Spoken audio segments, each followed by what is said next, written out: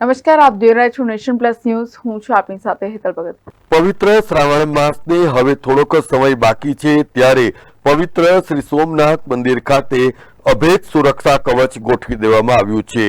Gir સોમનાથના police અધિક્ષક મનોહરસિંહ જાડેજાના માર્ગદર્શન હેઠળ ખાસ એક્શન પ્લાન તૈયાર કરવામાં આવ્યો છે, જેમાં DYSP, 2 police inspector, 5 police sub inspector, 137 police જવાનો ઉપરાંત એસઆરપી, જીઆરડી અને ડોગ સ્ક્વોડ પણ સોમનાથ મંદિરે ફરજ બજાવશે. એટલું જ નહીં, પરંતુ આ મંદિરના પરિસરમાં સમગ્ર શ્રાવણ માસ દરમિયાન 300 થી વધુ પોલીસ જવાનો રાઉન્ડ ધ ક્લોક ફરજ પણ બજાવશે.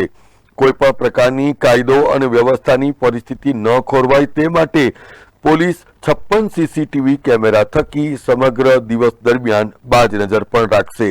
આ અંગેની વધુ વિગત ગીર સોમનાથના પોલીસ અધિક્ષક મનોહરસિંહ જાડેજા દ્વારા આપવામાં આવી હતી. સોમવારથી શ્રાવણ મહિનાની શરૂઆત થાય છે.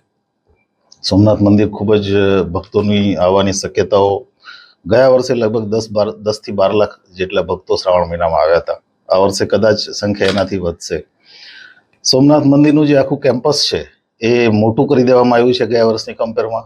એટલે અમારી પાસે હોલ્ડિંગ એરિયા મોટો છે, પણ તેમ છતાં પણ ટોટલ અમે 300 પોલીસ અને 2 એસઆરપી કંપની સાથે રાઉન્ડ ધી ક્લોક મંદિરનો બંદોબસ્ત જાળવીએ છીએ. સાથે સાથે ક્યુઆરટીની ટીમ અને ઘોડેસવાર પોલીસની ટીમ આની સાથે સાથે આખી મંદિરની સિક્યુરિટી કરી રહ્યા છીએ. ત્યાં અમારી પાસે જે અવેલેબલ મંદિરની સિક્યુરિટીના જે સ્ટાફ છે એને પણ અમે ટ્રેનિંગ આપી રહ્યા છીએ. અમે હંમેશા જ્યારે સોમનાથ મંદિરનો શ્રાવણ મહિનાનો બંદોબસ્ત ચાલુ થાય એટલે પોલીસ અને સોમનાથ સિક્યુરિટીની હોમગાર્ડ, જીઆરડી બધાની કમ્બાઈન એક બિહેવિયરલ ટ્રેનિંગ સિનિયર અધિકારીઓ તરફથી અને એના એક્સપર્ટ તરફથી રાખતા હોઈએ છીએ.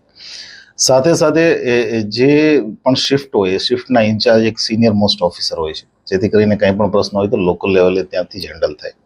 અને એના બધાના સંયુક્ત સંકલનથી, વહીવટીતંત્રના સંકલનથી અમે આખો બંદોબસ્ત પૂરો કરવાના છીએ. મહેશ દોડિયા, નેશન પ્લસ ન્યૂઝ, સોમનાથ. સમાચારોના સતત અપડેટ મેળવવા માટે અમારી નેશન પ્લસ ન્યૂઝની યુટ્યુબ ચેનલને સબસ્ક્રાઇબ કરો, બેલ આઇકન દબાવો અને જોડાયેલા રહો ફેસબુક, ઇન્સ્ટાગ્રામ અને ટ્વિટર પર.